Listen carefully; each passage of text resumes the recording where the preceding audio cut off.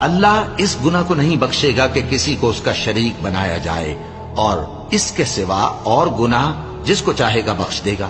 اور جس نے اللہ کے ساتھ شریک بنایا تو بے شک وہ رستے سے دور جا پڑا۔ یہ لوگ اللہ کے سوا جو پرستش کرتے ہیں تو کچھ دیویوں کی، اور پکارتے بھی ہیں تو شیطان سرکش ہی کو، جس پر اللہ نے لعنت کی ہے۔ اور وہ اللہ سے کہنے لگا میں تیرے بندوں سے غیر اللہ کی نیاز دلوا کر مال کا ایک مقرر حصہ لے لیا کروں گا،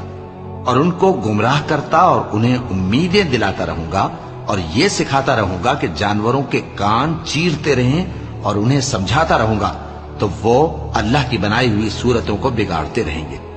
اور جس شخص نے اللہ کو چھوڑ کر شیطان کو دوست بنایا وہ صاف صاف گھاٹے میں رہا۔ وہ ان کو وعدے دیتا ہے اور امیدیں دلاتا ہے، اور جو کچھ شیطان انہیں وعدے دیتا ہے وہ دھوکہ ہی دھوکہ ہے۔